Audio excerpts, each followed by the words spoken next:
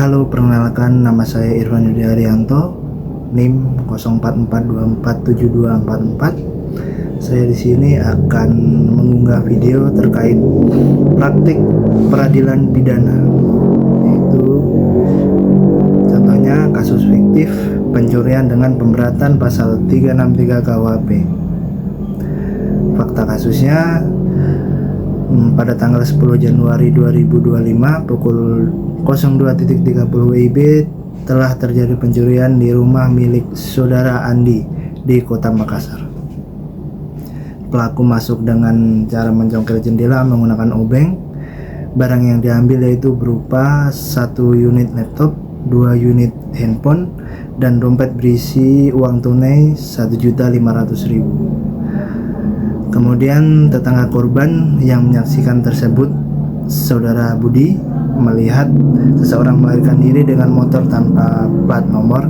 Setelah dilakukan penyelidikan, polisi menangkap tersangka yaitu atas nama Rudi, umur 21 tahun, di kosnya dan menemukan laptop serta HP hasil curian dari korban tersebut.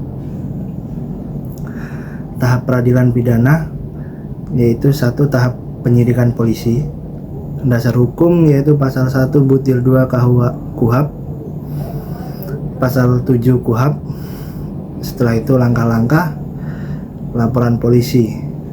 Korban melapor ke Polrestabes Makassar dan dibuatkan LP, yaitu terlapor mencuri barang milik pelapor, kemudian pemeriksa tempat kejadian perkara, dokumentasi foto, pengambilan sidik jari, penyitaan obeng yang tertinggal di dekat jendela. Setelah itu dilakukan penangkapan, yaitu polisi menangkap Rudi berdasarkan bukti permulaan yang cukup, yaitu pasal 17 KUHP. Selanjutnya penahanan. Tersangka ditahan karena dikhawatirkan melarikan diri, yaitu dalam pasal 21 KUHP. Selanjutnya pemeriksaan saksi dan tersangka. Yang diperiksa yaitu saksi 1 Budi, saksi 2 korban Andi, dan tersangka Rudi mengakui perbuatan tersebut. Selanjutnya penyitaan barang bukti, yaitu berupa laptop, HP, uang tunai, dan obeng sebagai alat kejahatan, disahkan dalam berita acara penyitaan. Selanjutnya dilakukan berkas perkara. Penyidik menyerahkan berkas ke jaksa dengan dilakukan tahap 1 penyerahan berkas. Kemudian selanjutnya setelah dinyatakan P21 lengkap, masuk tahap 2 penyerahan tersangka dan barang bukti.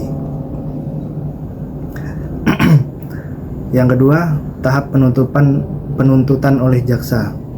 Dasar hukum pasal 137 strip sampai 140 KUHP, jaksa penuntut umum mempelajari berkas dan menyusun surat dakwaan. Misalnya, contoh, terdakwa Rudi didakwa telah melakukan pencurian dengan pemberatan sebagai diatur pasal 363 ayat 1 ketiga dan keempat KUHP, yaitu mengambil barang orang lain di malam hari dengan cara merusak dan mencongkel jendela rumah milik korban.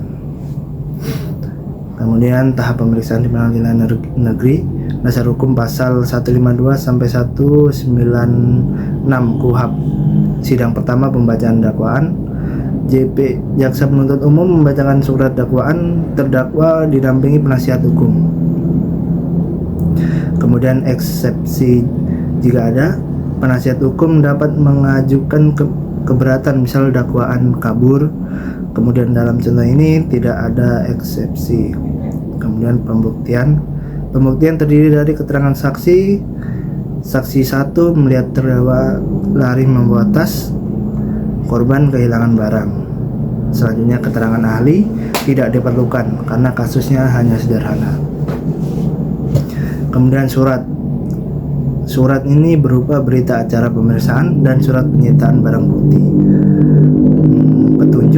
Petunjuk kesesuaian barang bukti di kos terdakwa dengan laporan kehilangan. Kemudian selanjutnya keterangan terdakwa mengakui masuk ke rumah korban untuk mencuri barang bukti ditunjukkan di persidangan. Kemudian tuntutan, jaksa menuntut menurut terdakwa Rudi dengan pidana penjara 2 tahun 6 bulan.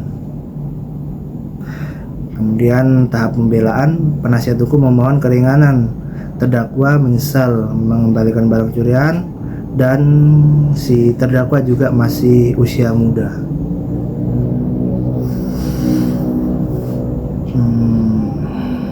Kemudian barang bukti laptop dan HP dikembalikan, obeng dirampas untuk dimusnahkan. Tahap upaya hukum, jika tidak puas dapat dilakukan banding, yaitu pasal 67 KUHP, kasasi pasal 244 KUHP, peninjauan kembali.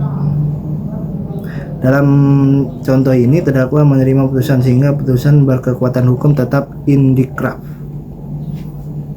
Inkraf. Pelaksanaan putusan eksekusi dasarnya pasal 270 KUHP. Jaksa melaksanakan putusan dengan membawa terpidana ke lembaga pemasyarakatan atau di lapas.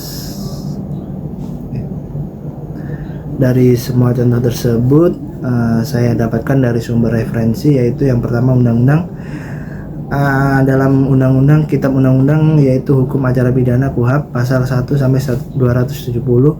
Selanjutnya kitab undang-undang hukum pidana KUHP pasal 362 sampai dan 363. Kemudian undang-undang nomor 48 tahun 2009 tentang kekuasaan kehakiman.